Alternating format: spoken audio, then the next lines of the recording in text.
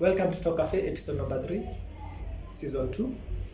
Kama kawaida hapa Kihono Kamore, to my right Joe Boy Breaks Nation, to my far right hapa ni Eli the chef, best chef, na kila siku mimi usema kila kitu mimi do because of the most high. Kila siku ni blessings na feel niko so high because me plan to make it bila suit na tie. So, na hivyo ndio si ufanya. Na leo tuko na guest Msupa. Man. Mrembo Mbona tuko na wasupa? Hata leo nimeboxiwa out na chiki nimewekwa. Manze. Na mimi hapa ni kwa nimesha fumble.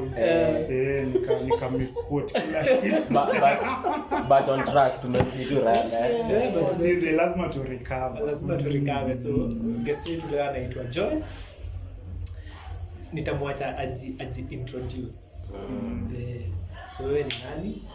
Unafanya gani? Kwenye ni wapi? Unapenda nini?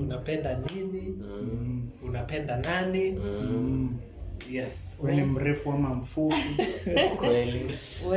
Okay, thank you so much for having me. My name is Joy, but most of my friends now wananijua Patience. Ukinitumia 10 bob kwa M-Pesa itakuletea Joy Patience. So I dropped Joy after high school. Nilipata kuna majoy wengi, then Patience came in. So most people know me as Patience Wacera. I am a professional actor. I'm also a beautician and a commercial model. Nafanya commercials, adverts. Na stay far east. 1960. Kayombo tole. We are happy wandani. Kwa mabist. I'm a mother of 2. I'm taken. Taken where? Taken Niko na moto. Pia unaweza kukicheza video game. Why are you like this? Ako MK. Anyway. Yeah, and I am very spiritual, by the way. Not religious. Spiritual. Yeah, that is me. So hapa ni Talk Cafe. Tunaitanga gumzo mtaani. Anything goes, everything goes. Asubuhi mboka, jioni kubanja. Kitu kama hiyo. So ndio tunadu. So basically what we talk about most ni more of kujaribu kuempower young people. Unaona? Give us hope na at least wa pursue through life, wa run through life, especially when they are young. Na so tumekuleta ndio tujue what do you do, how did you get where you are, what are you currently doing, and what have you done in the past. Unaona? Ulianza lini by the way kwa actor? Na vile ulianza ilikuwaje? Nilianza 20 I was 19. Nikianza. But then mimi nilikuwa tu nimeenda workshop. Like I had the dream. I used to tell my mom, one day you watch me on TV. I was inspired by Sarah Kimani. Sarah was our neighbor. So nilikuwa namuona kwa shop. Time ya news namuona akireport. I'm like Sarah Kimani alikuwa na kaka yao. Yes. You don't 1960 kuna watu. You don't remember Sarah? 1960 ndo watu utoka. You don't remember pengine Sarah? nimeona sura. So Sarah, at that time, she was a news correspondent at Nation TV, the current NTV. Nilikuwa nakutana naye kwa duka sana. Alafu nikaenda kwa nyumba na muona kwa news na shindwa aje. Mtu simemwacha sasa hii kwa show. So that's how I became curious. Na nikaambia mom, one day you'll watch me on TV. And my mom was like, unajua the old school mentality. Maliza chuo. Hii ni career ya watu wamepotea. Hii ni career ya madem. You know? Madem. So I'm looking at my mom, I'm like, you have no idea vile kitu. I have a strong urge for it, but naelewa mimi ni mtoto na utaona ni mtoto. So I was 19 then. And then nikaenda theater because nilisikia wasanii wenda theater. na stage ya Kayole iko OTC. So nimetembea all the way mpaka Kijabe Street. Nimeparara mbaya. But urembo ikakusaidia. Bedesi kwa hivi. I think you very petite. Haina lakini So nimeenda theater nikakutana I was very petite kwa 1 GB. Alikuwa si ati alikuwa anakaa 1 GB. Mimi siwezi amini tuangalie movie. Wallahi nitakuonyesha nini? Man siwezi amini. Alikuwa haiwezi I was ananijua. How can it be like young at that time? Very, lakini how can it be? I was. So nikaenda theater kwanza nikakutana na maceleb. Those days shows ilikuwa zinasema ilikuwa Inspector Mwala, Papa Shirandula, Mother-in-law, Tahidi Hai. So nikaenda theater nikakutana nao watu wote, boom. Shock on me, nashindwa sasa nitaongea na nani? Utaanzaje? Alafu ilikuwa workshop. So niliamua kwenda kwa backbench.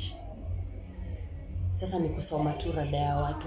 So how do you guys live out of cameras? Kumbe nyinyi watu tu wa kawaida.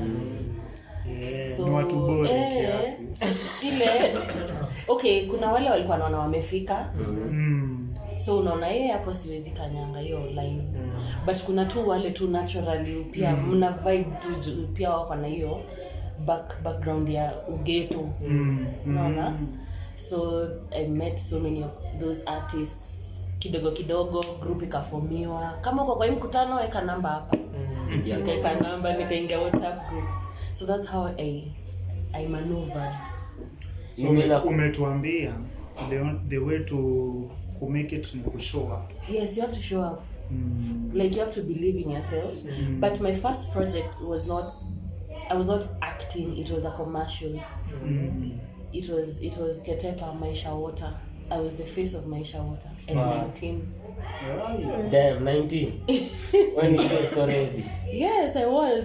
Interesting. Ngojea. So like ulifikaje ndo ukapewa tuendo face like so kwa ile already uko backbench au ni mshayi uko kwa group umeingia. Kwa ile WhatsApp group kuna mama alikuwa Makutano Junction. Big shout out to her. Anaitwa Mrs. Karaoke. Alikuwa Makutano Junction, alikuwa anaitwa Mama Mboga. So Irene Karaoke, yes. Irene akapost casting call. We are looking for the following characters between 19 to 25 nini, height, age, hivyo.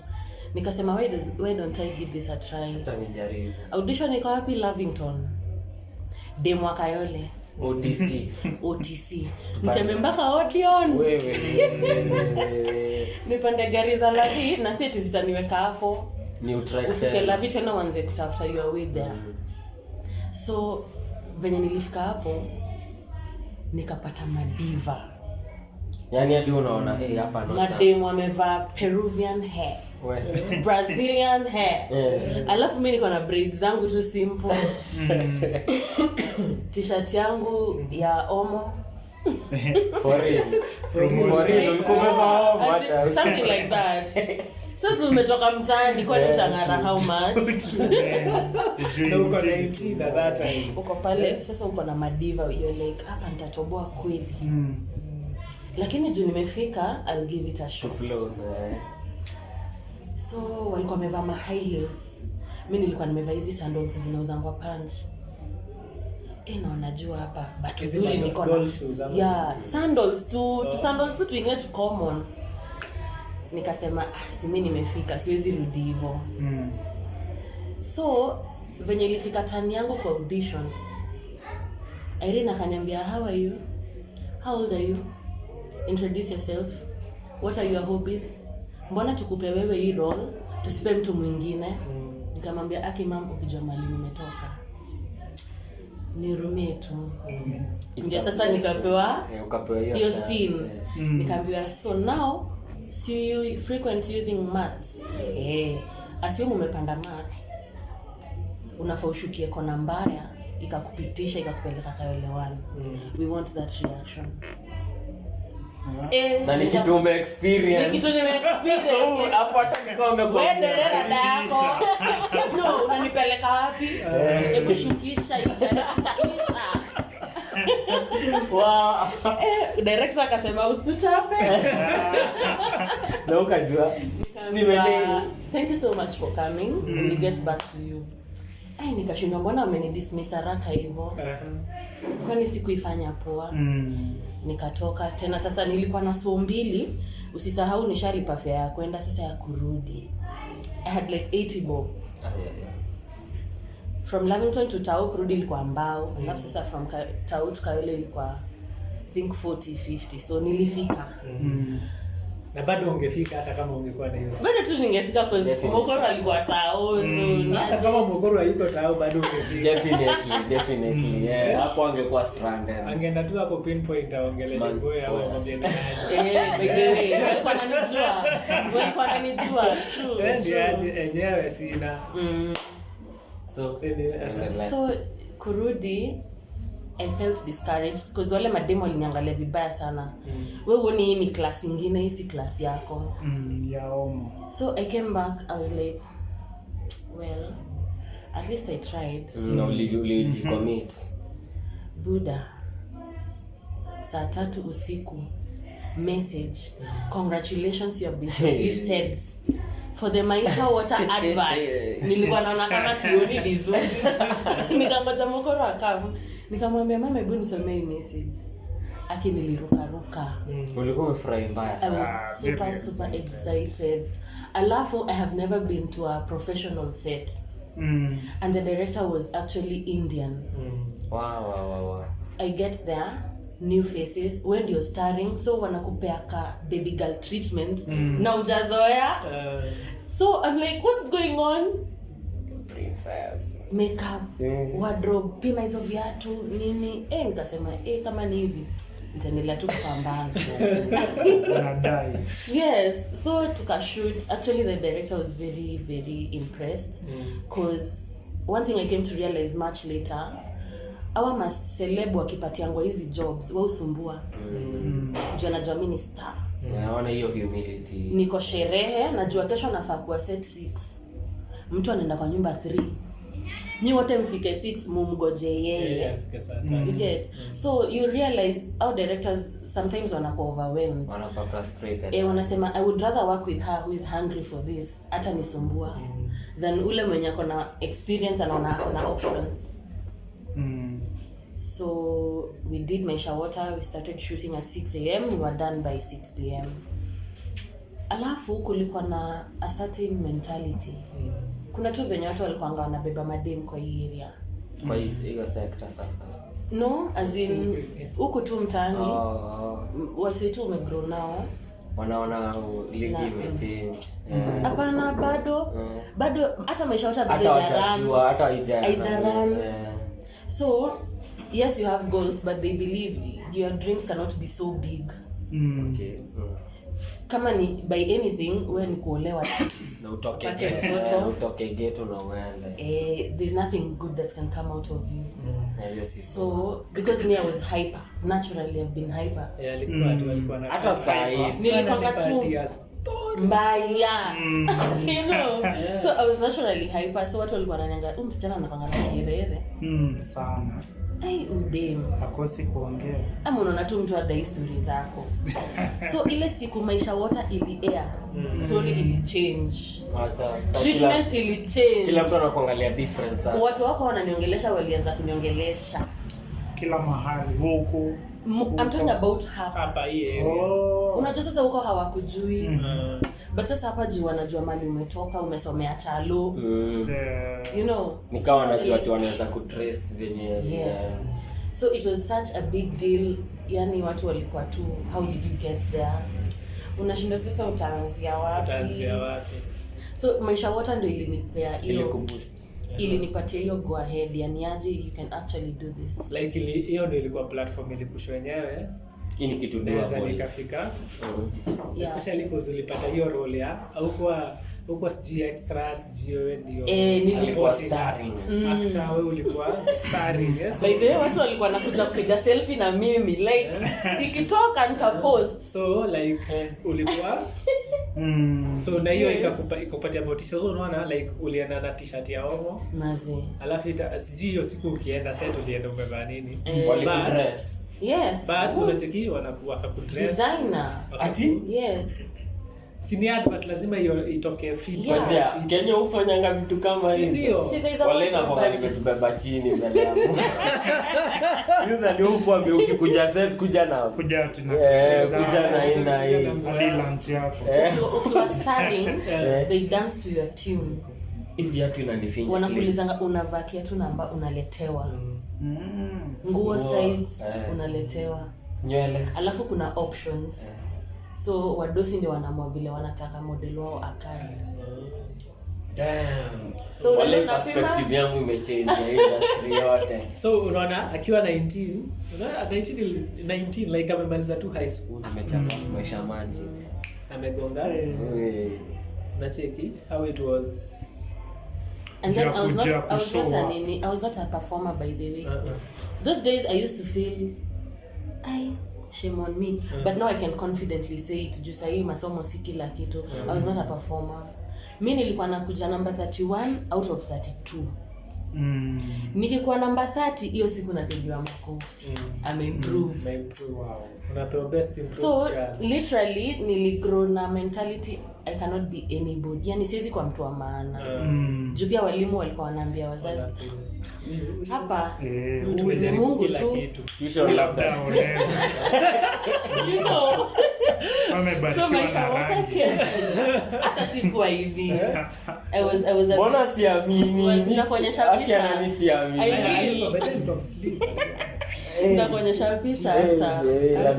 Lazima niilole vizuri nione nijue ni ukweli vile unasema. Ni ukweli nitakushow niko nazo kwa gallery. So katoka 19. So then what came next? Came next? If you guys can remember Machachari, Murume lost his mom. Kaite Murume. Yes. So kwa ile group kale kabda alikuwa na meno ya black. Alikuwa na meno ya black? Yes. Alikuwa na twins kwa kipindi. Sasa alikuwa landlord. Nimemkumbuka. Murume lost his mom. Alafu kwa ile group kukakuwa na kanini fundraiser. So because by then sikuwa na responsibilities more. I mean why not? So nikaenda hiyo fundraising na mazishi. Kwa hiyo mazishi ya kina Winja walikam, kina Wilby. Wase wote kubwa tunawapa. Yes. So kwa hiyo mazishi kuna mtu alinispot like hii ni sapoli ya maceleb kale ni kanani. Sasa hebu kam unaitwa nani? So ile kujuana kaniuliza ushai act? Kama mbona nishaifanya advert sijai act. Kaambia hiyo advert yenye ulifanya. Yes. Sasa niko na show inaitwa Karada. Si ukalisha watu rada. Ile fulani walikuwa na watu tao. Yes. Yone za trace YouTube, yote nenda kuiona tena leo. So msee akaniuliza unaweza kalisha watu rada? Nikamuuliza what do you mean? Kuzubaisha tu mtu lakini unamuingiza. Na Karada. Hivi utanipea namba yako tukutane tao kesho saa 4 wapi? City Market. Mimi huyo saa 4 hata mimi ndo nilifika wa kwanza. So I was actually interview ya Karada ilikuwa like a real situation.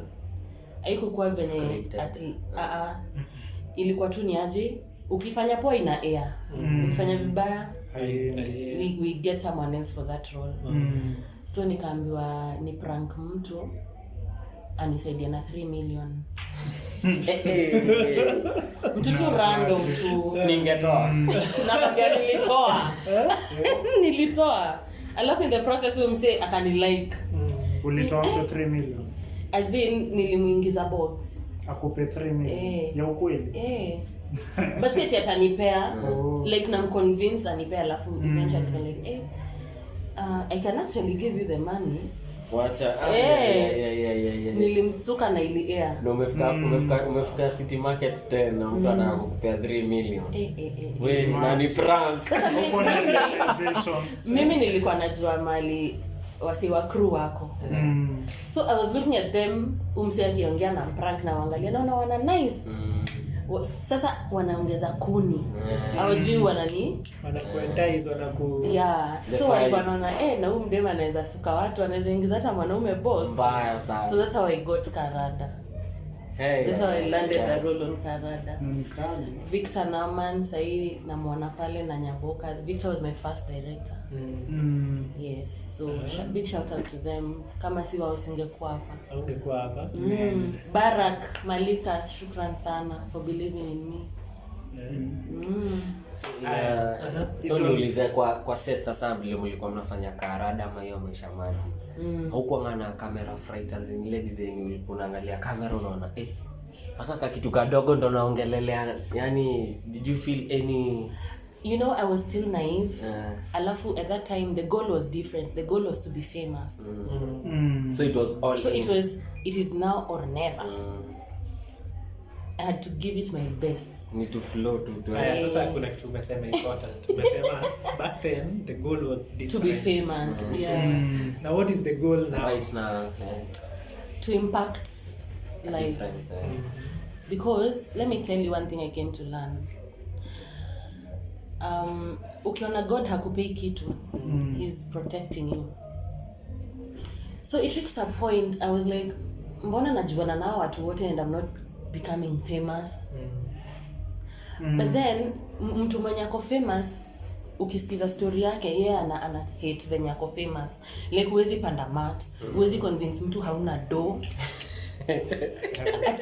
Unakosaje tunakuona na tunakuona kwa season kila siku kwa TV kila siku. Huwezi ambia landlord sijalipa rent juu sijalipwa. Wanakuona kwa TV every Monday ni favorite. Unasema kiateka na ingia na TV.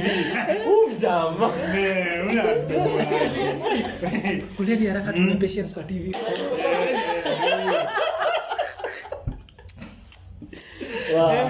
Like jina yake ndio inatumika watu hii motivation watu hii wakule ni haraka ndio tuone huyu mtu. So you realize they go through a lot of depression because of that pressure. Hata kuna wengine ufika level ya kutaka kujiua because it's crazy. Like I don't want to mention names but kuna fame nyingine ukipata even you as a man huwezi ingia mali na side chick. And you know that's natural, yani mpaka receptionist anakujua mazi fulani yako amekamna kashumba ma blackmail ziko mob sana. Yes, when I realized that is what fame is about, I was like I don't know what it is. Wacha tu sasa mbona na mimi nilikuwa nataka sasa staki hiyo fame. So now I was like, ni ukweli vile amesema, I will do this because I love it's my passion. Like this is what I can do best. If you're not passionate about something, you will not give it your best. So nitaifanya because I enjoy doing this, but not because I want to be famous. No. Now what is the niulize now, since perspective yako, like in your mind perspective yako ili change from being famous to impacting. Now how your change in mentality how imerelate aje ama imekamaje, how has it impacted now your career in terms of what you do? If you look at when you are chasing fame and when now you are looking at impacting people's lives, when has that journey become fruitful lini? Is it when you are chasing after fame or when you are it's after now I was hanging out sana na celebs. So I used to see what they were going through. Uni mtu ukitembea naye kama sasa umoshi au ni watu ukitembea nao utaboeka. Yani every step niaje, every step literally utaboeka tu. So another thing, fame inakujanga na a lot of expectations. Like ini show fulani, when fulani lazima udunge designer. Lazima. Unaona? Monday to Sunday. Kama ni ndula lazima ikue kweli. Miguu ziweze kuwa na vumbi. Yes, like hata kuna mali ilisemekana expectation mingi lazima utaperform. Lazima utaperform. Mtu akikuona kwa mata kwa like wewe unafanya nini kwa mata? Unafaa kwa Benz. Benz ama. So kuna wale hiyo kitu inawaingiaga. So you end up living a fake life. You end up unahama Kayole unaenda Kilimani. Unalipa rent do mingi. Literally ile do unapata kwa gig inaenda inaisha yote Kilimani.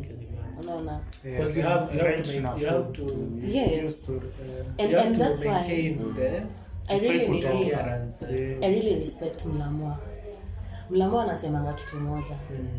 Hakuna haja niwafurahishe. Mlamwa anajenga Kitale na anaishi Bedzita Nairobi. Sio kweli You know, because uni mtu anajijua. Yet amekata hiyo pressure. You know. So, I came to realize these people, they are living a fake life. Ukikutana na yeye, you're like, this is not the person I thought you were. But sasa ukianza kuimpact wase, what people, they love you for who you are. Unaona, like you can't resist that. Unaona, yani people just want more of you. So hapo ndio focus ili change ikasema Mr. Kiyo pressure. Hiyo sana ikakuwa motivation ile. Like now I just want to make sense. Yeah. Sasa mahali tuko, where is your career at? So tulianza ukiwa 19. Umehave journey. Bado uko 19. Sasa umefika wapi sasa hivi? By the way, kusema tu ile ukweli ya Mungu. The truth of the matter is that in your early 20s we tend to make a lot of bad decisions. Alafu saa zingine unapanga umekatazwa, lakini wewe na ujuaji yako you just go ahead. And then you're like, shit, I should have listened. So in as much as I started at 19, I've not been in the industry entirely because I thought maybe this will work for me. Other ventures. You meet boyfriends, they shift your focus, especially people who don't believe in themselves.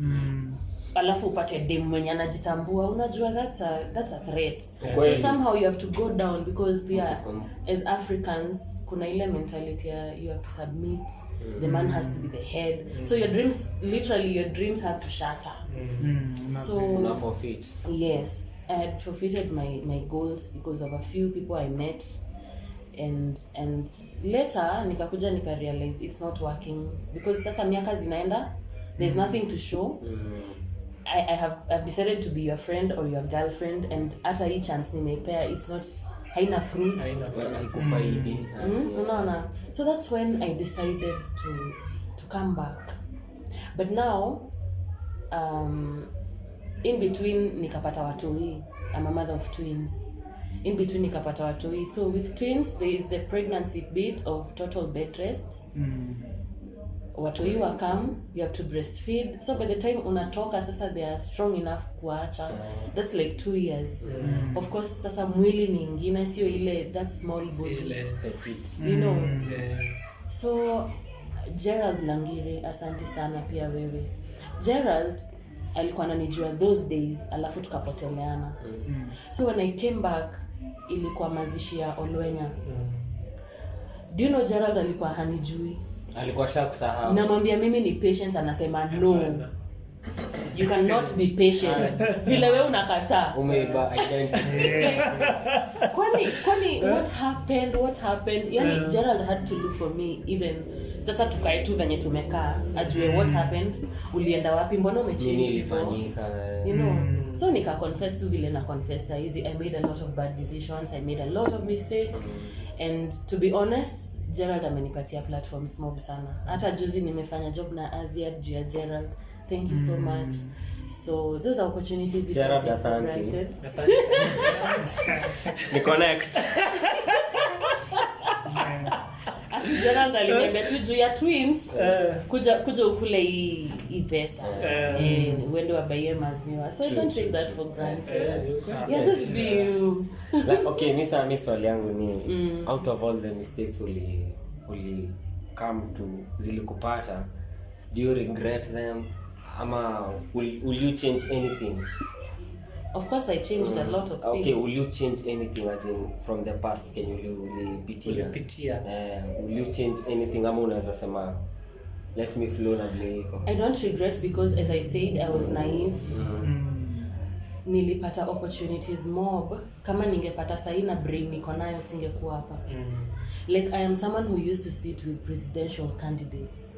For real, those days. Walai tena? Yes. Lakini history na Kibaki. Ulikana candidates. Alafu sasa hiyo time ilikuwa tu ni sherehe, wanaona tu kadem kapriti. Hi Wacera, where are you? Please take a taxi. Kuja mahali fulani, unaenda unabaiwa the most expensive drink. So mimi akili yangu hapo ndio ilikuwa imefika. Ile take you na kwa Uhuru. I don't want to mention. hapo kwa Uhuru mweke chini. Haina shida, this is a free country. This free country. Unataka tu nichome? Hapa si DRC. Hapana. Unataka kuchoma. So I sat down with so many of those politicians and much later sasa time unajua mkiachana sasa you realize you can't access them. Always. You can't Like change. Uwezi wapa. Na ulikuwa unanipea namba ya nini? Always kupata. No. The moment of the every number you change. Umesikia vile anauliza ulikuwa unanipea namba ya alafu hiyo ilikuwa place madem ulikuwa unakuta huko ni akina Vera, yani unakuwa too shocked kwanza. You know, so I wouldn't say that na regret because I was still naive, but you see it's because of those mistakes that I am who I am today. So siku hizi nikikutana na mtu I don't let that chance go. I have to make use of it. Yeah. So una utilize ile opportunity ile imekam through. Hiyo ni poa. So siku hizi platform unaona vile uliingia 19 ukapata hiyo. Hebu viewers wetu tuambie pale wanaweza pata opportunity, as in how do you get to go involved na hii entertainment industry in terms of movies, hizo stuff zote, series, commercial gigs? First of all, there's something I would like to emphasize on. Hakuna kitu kama connections. Ukweli. Everybody has their own dreams and goals. I will not stop chasing my dreams to fulfill yours. Ukweli. So you have work to do. You have a part to play. Kama unataka kuingia kwa industry, attend auditions, hizo workshops, stage plays. That is where you meet the who is who and not actors, because even them they're looking for opportunities. Ukweli, yeah. You're going to meet the casting directors, the producers. That is where you're going to network and build your name. So tuache kudanganyana ati sasa pressure kwa. So ukipatana na actor yoyote like hadi anatafuta mboga. You take pictures, but pia yeye anatafuta mboga. Everybody is out there. Lakini ndo maana hata mimi siwezi kuwa excited nikipata actor. Lakini kuna actors too, they are darlings. Robert Agengo. Ai, sitaki kuongea sana. Robert aliniconnect na one of the biggest casting directors in Kenya. Anaitwa Lorella Joey. Aliniambia tu niaje, nitumie picha yako na watu wako. Nikiwa tu nimekaa na yeye hivi, alituma hizo picha nikiona. And I got a gig. Hivyo tu. Just like that. Watoi ni blessing. Watoi ni blessing. Bebe watoi wangu wamenifanya nikakuwa mrembo sana, sikuwa hivi. Miss Jura sema umekuwa mrembo. Mimi naona umekuwa hivi. Siamini. Yes. Wasi wengi children are blessings. Alafu vile usema wao kuja na sahani yao. Like wamekuja na sinia matwins. Sinia mbili. Ni zile za sherehe. Kuna there's a level for you to get. You must have a personal relationship with God. Because at the end of the day, easy favors zote ni God. So ukipata favor, you thank God, unatoa tithe. You know, man, umechange. Yes. Na feel hata by then ni ukweli. By then watu wengi huanza tu vizuri, but you realize kwani tumeona wangapi wanaanza kuwa they reach a point we don't hear them anymore. Unaona? So it is very important to have that personal relationship with God. Reminding that God umenipea hii, naomba unifungulie njia zingine. Lakini sasa hapo kwa kufunguliwa njia, are you ready to pass the tests? Now, kweli na hiyo test si rahisi. What are the tests? Especially for us girls. Kuna watu watajifanya ni directors, they have gigs, I have these projects. Hebu kwanza ladies sikizeni. I have this project, let's meet at 8 p.m. mahali fulani. That's a red flag. 8 p.m. so Yes. Why should I meet you at PM, night? kwanza PM hiyo kitu PM. Why are you looking for me at night? Why should I look for you at night in a club? Mimi nilikuwa nasema kwa cafe tu hivi. No, it's in a club. Utakuwa Rusi podcast unajua at least leo. Ala. So that's why I'm saying when you have that personal relationship with God anakupeanga kitu inaitwa discernment. Discernment. Yes, discernment. You can literally feel this person is either genuine or not. You can tell. Unanipata? Kizungu coffee. Mazesi George. Discernment.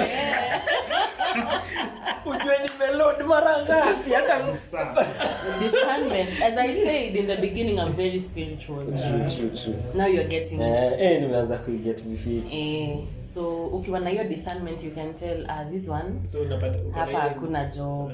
Hapa hakuna job. You can kuna tell. intuition inaweza kwambia msi yako ni for real msi ananicheza tu. Yes. So for the ladies, don't be so thirsty that you drink from every cup. That's how you get poisoned. That's how you get poisoned. Vitu mingi. Usikuwe na njaa sana ukwe desperate. Acha wakuchase pia. Na pia machali kuna wamamas. Tunajua. Waharia. Ni wa mama. Kwanza wewe unaweza wakunywa mama. Atulia, umenishika kichwa kwa nini? Atulia ngwina poa. Sasa ngoja kwanza kwa hiyo vile umeuliza. Mimi niko na swali na nichomanga. Unajua mimi ni msemo movie show. Na tumeuza hizi movies za Kenya bado tunazionanga, tuna recommend. Story ya Munju. Kama kuna scenes, hizo scenes. Unajua nauliza ndo nijue, maybe nataka kuingia kwa hiyo sector. Ya kukisia. By the way nimejipata hapo but yetu haikukuwa na Munju. Yetu ilikuwa we pose as husband and wife. So unapatanga both of you are actors. Atujuani, tumeitwa tumepatana set. Maybe he has a ring. That means already in real life akona mtu. Kuna hiyo role ya real life na hii nyingine atakuwa in character. Unaona? So unapata you have to seek consent first. Can I touch you? Koja okay before show ianze. Can I touch you? Yes. Lazima kuallow. He has to be comfortable with that. Such hilo okay. Sini bibi ndo anafaa kuulizwa kama unaweza tuitikisha tuguze bwana wako. Wewe ni mtu wa wenyewe, siwezi tu kuguza tu. Nimerada. Maje kama mimi ni single. I mean, I still have to seek consent. Juu pengine uko na mtu ni free. Haulizwi. Lakini kuna watu wanangojanga hizo opportunities ma single. Alafu mtu ajibu kiss. Well, I didn't see that coming. For real. Hizi swali ni mingi hadi zinanisumbua akili. Alafu director anakuambia cheki, go with it. Anyway, sasa yeah, you have to seek consent. After the consent. Akikubali sasa mkishoot inakuwa natural because now you're both comfortable with each other. Na kuna for example wanakuja kama strangers, pengine mimi nimeolewa but because of unajua si wote ni binadamu na feelings ziko, si ndio? Yeah. But because of for example the kind of movie or series you are acting and how close you are, mko intimate, eventually wanakama wanakuwa intimate. That happens outside set. Outside set. You notice, you drop hints, but you don't show it to the rest of the team. Mfanye tu mboka kwanza, mwende mtafutane na huko nje. But you happen. As I said, I don't want to mention names. But mention names. Hata bila kutaja tu majina tu. Si tumeona actors wengi they've ended up together. That's how they met. Sasa unaweza angukia. Mimi hata ameniambia niamke tu 5 tutane kwa unaona pale Naivas ndakuwa tu hiyo kanina enda down. By the way, let me go back to that. Wase wengi utaka kujoin media wajulikane. But you're not ready to pay for that ultimate prize. Juzi nimepata opportunity. Thank you so much Philip Karanja for the chance you gave me on Philip's production. And the call time was 6 a.m. Like we're supposed to be there at 6. Philip Karanja ni mgani? The one and only Ule Philip. mkurugenzi, ule beshte yake. The friend. So Na boys hapa koranda. Hapana, utanipea pale unatoa hizi info. So tukaitwa set 2 as usual. I thought see it's normal, we are always on set at 6. Bro, tulikuwa tunamaliza the following day at 3 am. Kwa ulitoka 6 hapa lakini unamaliza the following day at 3 am. Mlikuwa mna shoot. Okay, unaweza tuambia na hiyo ni kushoot like continuous scene after scene.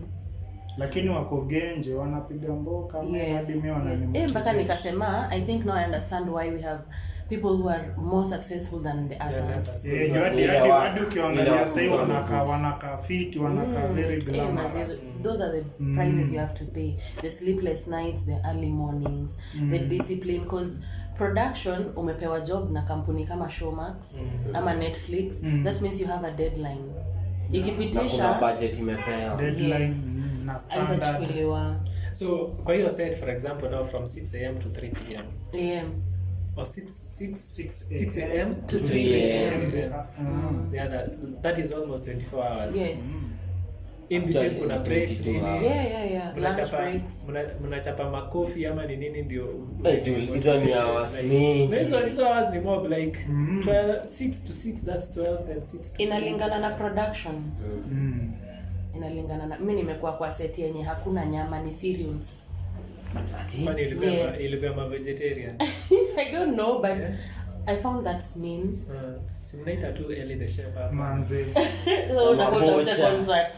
By the way, do you remember Moha who used to sell chipo pale? Moha sahi anafanya na Mnet. Catering team ako nayo very professional. Tulikutana huko and I was like no way. Hata kwa ananikumbuka. What? You're nowadays an actor. Namwambia yani pia wewe uleta hoteli sasa kwa cinema. So you have to eat very well because utakuwa very active. Because na imagine 6 am to 3 am. You have to be alafu you have to be energized. Unajua as the day goes also your energy is energized. Mandizi, soda, high energy, potassium. Especially if the scene is very vigorous. So okay, swali lingine kwa set. Let's say mmepewa kama kuna scene nafaa kushoot. How do you go about it? Kuna na script umesoma? So like una memorize. Unatumia ngwa a week prior. Unaisoma tu. You go through it, ushike nzima. Part yako tu. Unless kama you're a main character ndio unatumiwa yote so that you understand the whole story. Oh this unaona zile ma set books manzi nani kama vile tulikuwa tunasoma plays it's the same thing. Aminata alisema hii, Agege akasema hii. So ushike yote venye okay you just familiarize yourself. Alafu sasa ikifika scene fulani unashika hizo lines mnapiga wanaenda kwa scene nyingine. In the meantime unashika your next scene. Ushaikuwa ina production where msetu ameshindwa tu kushika hizo hata kazi ni cut. Nimezoea kupatiwa ama pro. Sasa juzi kuna demo tumepewa and she was so hungry for I'm going to do the next big thing. So tukimwangalia we like unanaka kuja kwa wacha ifike time ya kupiga shughuli. Amedance. Anatuambia Jo mnanipeleka mbio Jo. Nipeleke mbio hivyo. Unashindwa what happened? So huyo dem tukishoot naye we had so many cuts because hata ukishika lines usikae ni kama una act. Internalize. Yani kama iko natural vile tunachapa story like so as we were just natural but for her she was straining. Anataka hiyo emphasis. Kama vile tulikuwa tunafanya drama festival. Una actually let unaweza zunguka new twist. Maze huyo dem alitupea hard time. Yani hata nilikuwa tu nahurumia mwenyewe alikuwa na engage naye. Huyo dem alikuwa na sweat like anyway it's part so it happens. Before tuende kuna series mpya zinatokea zenye no one knows. Yeah. Anything juicy coming up? Sahi tuna shoot project ya Showmax inaitwa Gigi. I'm featuring as Josephine. So watch out for Gigi. Iko karibu ku premiere anytime. Yo hata niko rada yake sawa. Gigi kuna ingine? Kuna The High Priest hiyo ya Felix. Which other one? They're quite a number. Nimefanya pia Njoro wa Uba juzi. Ani Njoro wa Uba umemkuta? Yeah. Wamjamana kwa naturally mpaka ni no, Njoro is actually an introvert. Wallahi? For real? Yes. Very. Sasa hapa ndo mimi ustukana na stories za kuact. Wamjamana mimi nasema ni wa kuongea. So juzi nimekuwa customer wake, amenibeba. Tukapiga story mbaya. Ulikuwa drama queen ama ulikuwa nini? No. Njoro wa Uba. Unachikia vitu viatu nyoni. Nionyeshe. Amevaa viatu kato hapo. Utatuma. Yeah, I will. Yes. Kwa customer. Amevaa kama tule turaba. Njoro na story imagine. Na msemi mwanangu ingia na tu character natural. Unaona vile ni natural. Like si ati nika unaweza pata mjamaa alikuwa anaendeshanga Uber akakutoa na watu wa kuact. Hebu kuja. Unaweza kwa ukifanya issue ukikura. Lakini wewe ni genius. Alicheki hivi akaona rada. So niulize, is he part of the production team? Like behind the scenes ama yetu ni he's the main character. Like Alexon yake no production. There's a production behind it. There's the idea. So they sit down and they're like, nani anaweza pull hii role vizuri? By them so pull your role. Mbaya. Ndio sasa kuna kuaga na option A, B na C. Yeah, alikuwa option. So anaweza kuwa either. So the three of them wanaitwa. Wanafanywa auditions. So mwenye atafanya poa ndio anapewa. Sasa kwa hiyo scene tulikuwa drama queen au ulikuwa? No. I am a bride. Napanga wedding, niko na bridesmaid wangu, best maid and chali yake sasa groomsman. The best man. So now nataka kuambia ni aje chali yangu amesema hakutaki kwa wedding yetu. Wow. No kwa Uber sasa hivi. Dem ndio alikuwa na drama, mimi nilikuwa tu kwa heartbreak. Niaje chali yangu amesema hakutaki kwa wedding yetu. So the chick is like, what do you mean? Mbona hataki chali yangu? Basi pia mimi sitakuwa best maid wako. Na mimi namwambia usikwe hivyo. So that's elewa. Wale uko na yani hata saizi tukiongea mimi naona niko umeingia into character ana switch anakuwa serious action kidogo tuko mtaa sasa but iko fiti by the way. Usanii tunasikianga usanii nalipe ni kweli as in hiyo actually part sasa ya acting does it pay?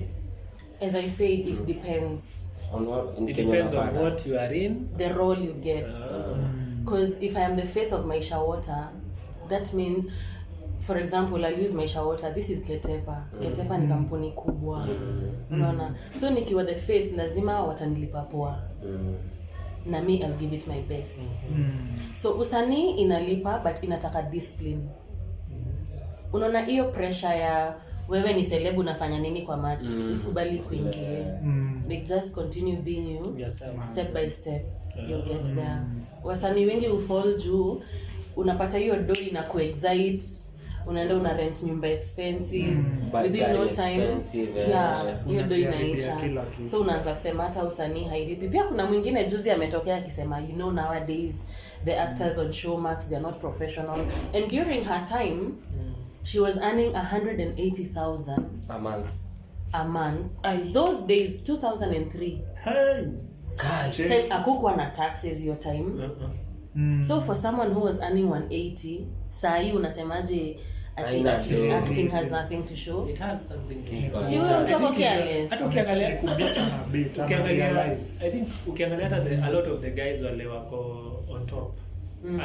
Achana na socialites and all that stuff. So wale wana act like wana produce shows, ukiangalia wale like wacha tupate tu example ya wale walikuwa Tahidi High, because I think hiyo ndio show ya kwanza ile wase It was a blow. ilikuwa especially young people walikuwa familia nayo sana.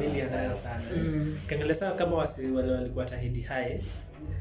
Sahi I think the guys who are the most disciplined and the most disciplined walikuwa consistent and committed. Sahi wako mbele in another level.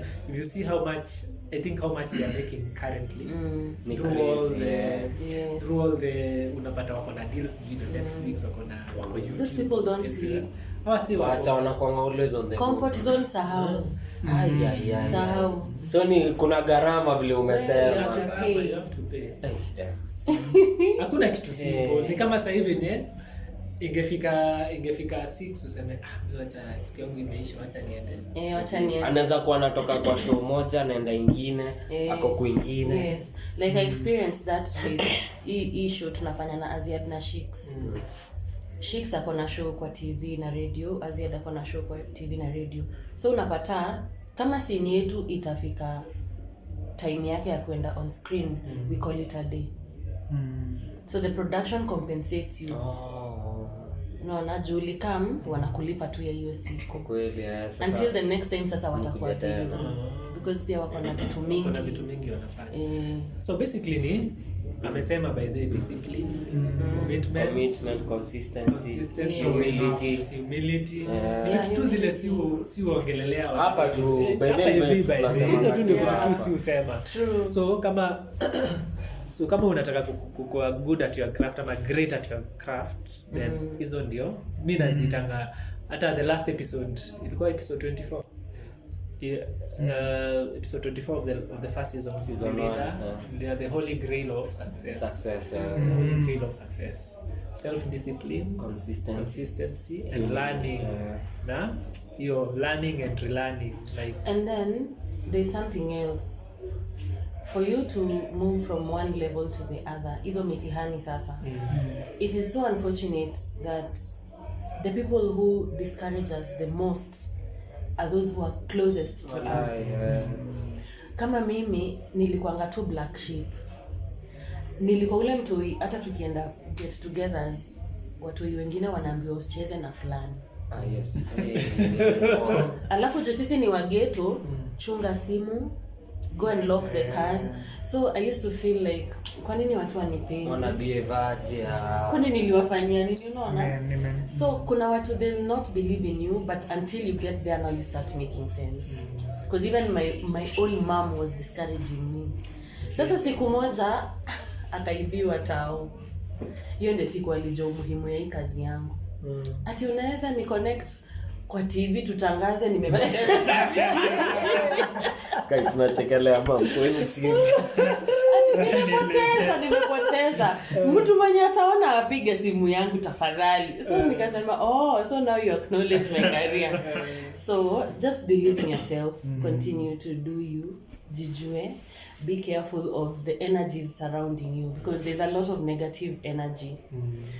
Kuna watu tukiwaona tunaonanga wakiwa ma introverts, but they are not. They have zero tolerance for fake people, for gossip. Yes. I'm one of those. Ukiniona tu unaweza ona huyu dem anaringa atatanga story, but you realize ukiinteract na watu you are the only one who is real. Kweli. Umejitoa unataka kuinteract na. Yes, but for them wanataka they after something they want. Either information or money, you know, in one way or another. There's something they are after. Yes. So jijue, go for it. Me kwanza kwetu I have relatives who are very well connected. Nakumbuka one of my aunts alikufa na mazishi ilikujwa mpaka na news anchors. And they knew my goal, but none of them ever was I'm not, don't get me wrong, I'm not being entitled. Nobody owes you shit. Nobody. But you can imagine wale watu wako karibu na wewe wako na hizo links, but they choose to watch you struggle. And then eventually you get there. You know they can't even face you. Watu hawawezangi hata kuniface. Like how did you get there? You ghetto girl. How? So believe in yourself. Go for it. Take risks, calculated risks. si risk za ufala. Piga mahesabu. By the way kweli kuna risk calculated. Yes. So turn the other side of the coin. Ikitu itaenda hivi, but what if it doesn't? So be open-minded, be ready for anything. Expect nothing from anyone. Evil utakuwa disappointed. And always leave a space for disappointment. Yes. Be ready for anything. As you hope for the best, expect the worst. Sasa juu hiyo story tunaweza ongea tena. Mimi hata nasikia bado tu. Lakini juda uko director anatuambia tu mimi. Kuna kitu sijawashow. Kumbe, see you guys have seen the Airtel advert. It is the same agency that did Maisha Water. So you can imagine the excitement almost 10 years later. Tumekutana, I'm now a mom. Walai. And they're like, she was our first model. Kumbe hiyo agency pia ndio ilikuwa inaanza hiyo time.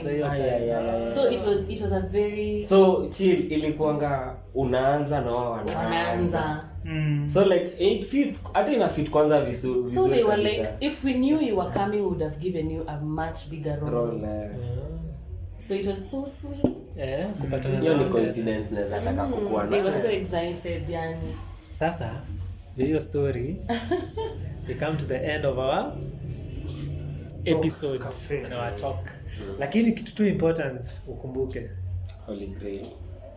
The holy grail of at least success and growing in anything that you're doing.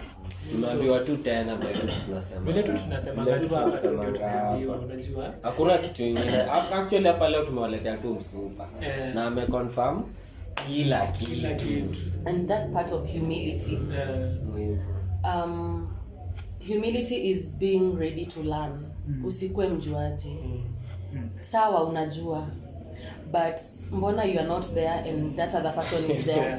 Mbona No. Julidanga mbona. So be ready to learn. Most of these sets tunaitangwa places very posh. Runda, Loresho, unaendaga huko unakutana na watu wako na mindset ingine. Are we in the same world? But then you realize that's why they are there. And you are not. Kweli ni Kenya. Unaona? So tembea kwingi uone mengi, be open to learn. Saa zingine jifanye mjinga. Be more of an observer than a talker. Ukiobserve you learn more. Ukiongea sana watu ndio wanakusoma. So mnaonaje tulete kwetu na episode special ya patience. Ya ziisha.